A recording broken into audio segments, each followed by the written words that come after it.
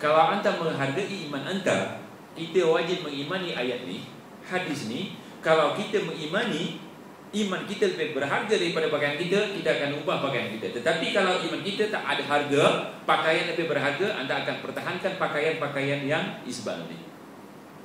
Maka dipotong, jangan digulung.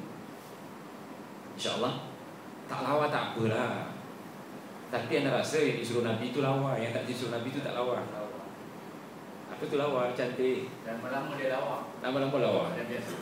Lihat orang Eropah, ada pakaian separuh betis. Semua orang Melayu pakai seperti itu. Maksud saya orang Islam. Kalau dia tak pakai seperti itu, saya rasa tak perlu pakai. Ini bukan kerana menjaga isbal, tetapi menjaga fashion. Tengok orang-orang seluar pendek tu, macam mana?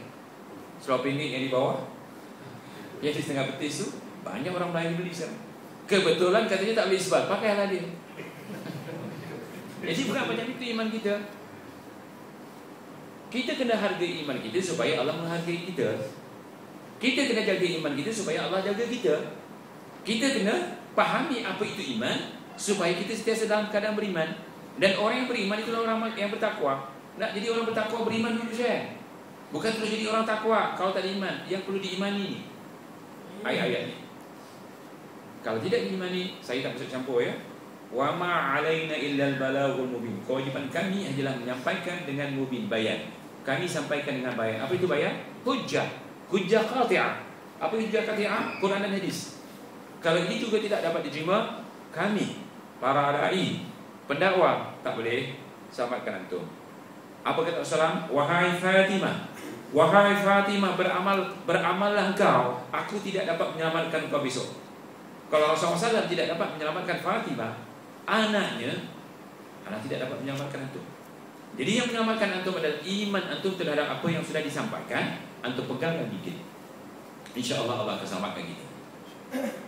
Lihat halaman 60. Yang saya tinggalkan ini baca ya insyaAllah, supaya lebih meyakinkan kita.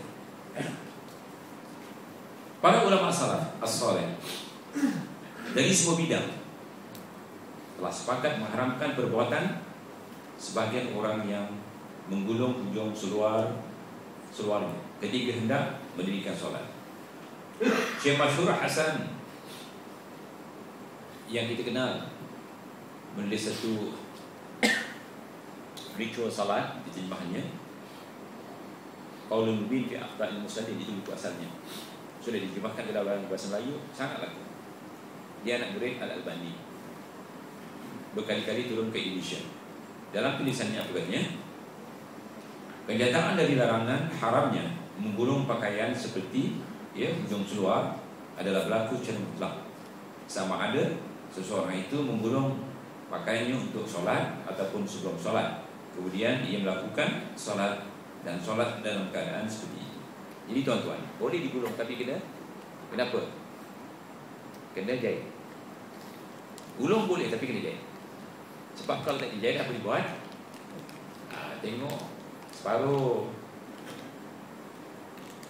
Saya tengok ya, separuh orang ni dia bukan malu kepada Allah, malu kepada masyarakat. Sengaja gulung, nanti bila sampai kat grup-grupnya dia buka. Sebab dia malukan kepada Allah, malu kepada grup-grup dia. Jadi apa katanya? Apa ni, banjir ke? Apa katanya banjir?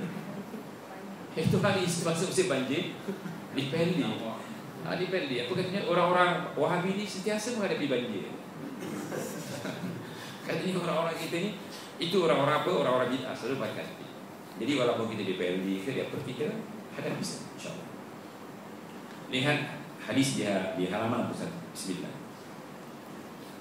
An Ibn Abbas radhiyallahu anhu qala, umirtu an asjuda ala sab'ati wa la akufu sya'ran wa la thawban. Aku telah diperintah oleh Allah agar sujud pada 7 anggota tubuh, dan diperintahkan agar tidak mengangkat rambut serta tidak menggulung ujung pakaian ketika solat. Ini mengangkat rambut. Bila kita sujud, kalau rambut kita panjang, kita jangan angkat seperti ini. Sebab kalau kita angkat seperti ini, sama seperti menyanggul pakaian. Menyanggul apa? Menyanggul rambut. Rambut termasuk daripada anggota, maka kita tak perlu buat seperti ini. Malah kalau anda pakai seperti ini, tertutup dahi pun masih sah. Kata Rasulullah SAW, 7 anggota perlu kena tanah, kena rantai. Ya, dikatakan kening dan hidung, artinya dahi dan hidung, 1, 2 tapak tangan, 2 lutut, dan 2 ujung-ujung jari kaki. Okey. Anda bila pakai kain, anda sujud, lutut anda teralas kain kan? Teralas kain kan? Begitu juga kalau dahi teralas songkok ataupun apa panggil serban, tetap sah, tetapi kena tekan ke bumi, kena tekan ke lantai. Tapi sebaik-baiknya kita buka, tak sembahyang kita buka supaya dahi kita kena. Ya, tetapi kalau katakan memang tak boleh ditolak, tak jadi masalah, tetap sah. Dan yang disambung di situ tidak boleh menggulung pakaian, termasuk ni. Ini katakan isbal. Isbal, kalau boleh dipotong jangan isbal. Ada orang gulung seperti ini. Gulung seperti ini. Ini juga cuba lihat baca semua, gulung ini tak boleh. Gulung ini tak boleh. Kalau boleh jangan digulung, kalau boleh dibuka. Katakan kita tak mau isbal, artinya tutup semua, maka kita taruh butang. Ada orang kalau dilepas tutup semua. Tetapi bila dibutang, buat seperti ini. Bermakna menutup semua tangan seperti ini, itu haram hukumnya. Jadi kalau boleh sampai mana? Pergelangan.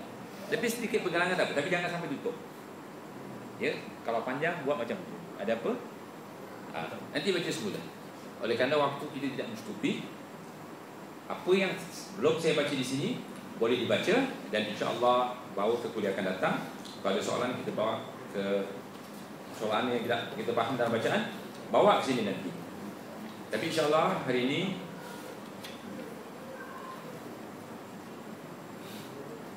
yang lain seperti halaman 63, bila pakaian isbal boleh dibolehkan. Ya. Kemudian halaman 65, bagaimana dengan baju lengan panjang? Jadilah baju lengan panjang pun ada hadis. Lihat halaman 66. Al-isbalu fil izari wal qamisi wal imamah. Man jarra minha syai'an khulaya lam yanzulillah ilaihi yaumul qiyamah. Isbal itu terjadi pada kain sarung, baju. Tahu baju? Baju artinya ini. Ya, antaranya baju artinya ini, ataupun baju yang dilabuhkan sampai menutup buku lali. Serban, sesiapa sahaja yang mengisbalkan salah satu antaranya kerana kesombongan, nescaya pada hari kiamat nanti Allah tidak akan melihatnya. Jadi inilah yang sempat saya sampaikan kepada anda sekalian. Kalau ada soalan, teruskan dan dibaca semula. Ya, insyaAllah. Ada orang yang minta supaya saya menjelaskan tentang jamak dan qasar. Bagaimana kalau kuliah akan datang di bawah ni?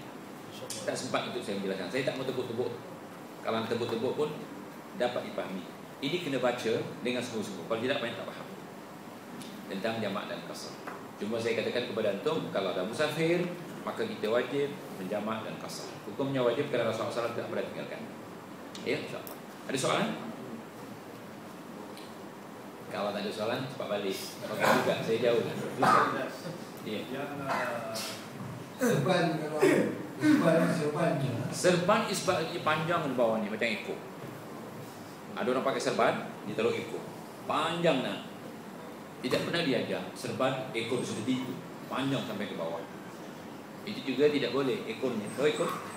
Bila orang pakai serban belakangnya ada ekor. Ekor seperti itu jangan sampai isbal, sampai ke punggung. Ya? Kalau boleh jangan. Itu biasanya kalau ada panjang sangat tu khuyala. Tahu khuyala? Sombong. Itu tidak boleh. Itu maksudnya.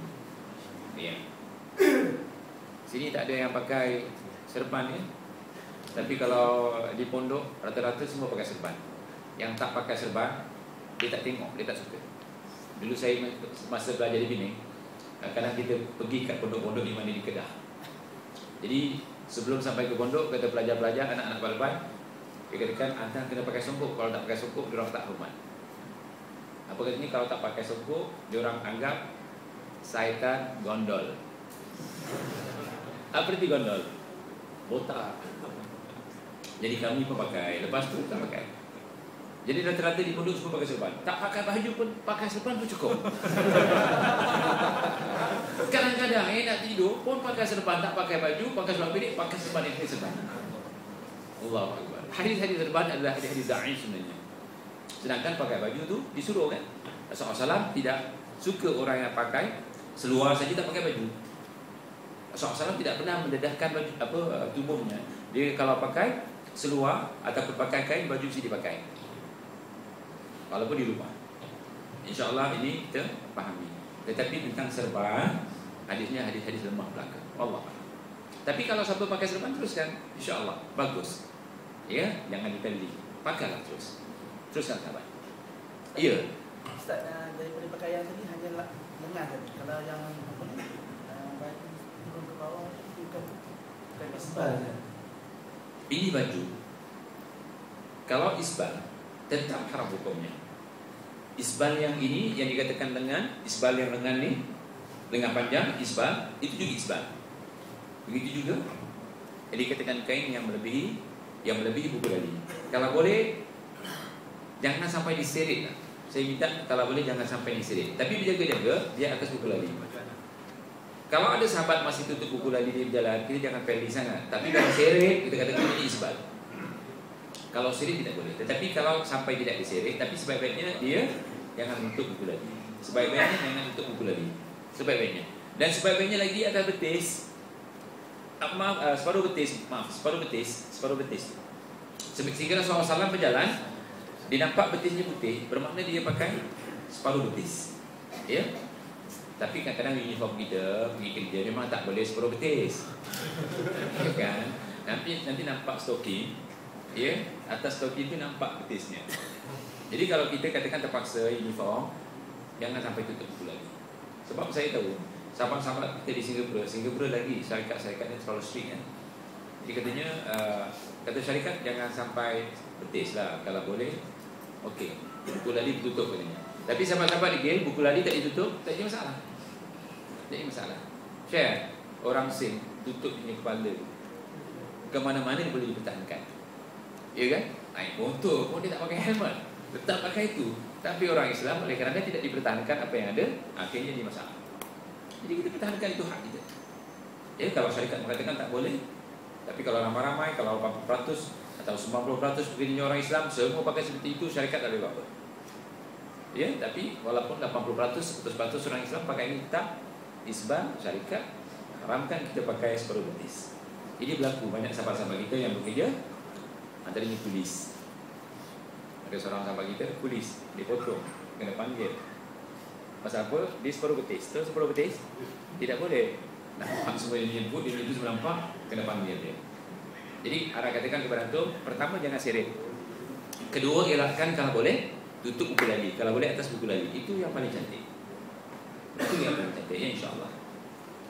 Okey, teruskan pada soalan. Sahabat di belakang ada soalan. Anta yang tengok belakang, tak ada soalan. Okey. Ya, dalam laptop kalau ada. Waalaikumsalam warahmatullahi wabarakatuh wa maghfiratuh. Ustaz terangkan pada zaman Nabi selalu dia solat pakai kasut. Di antara hadis Rasulullah SAW, kita dilarang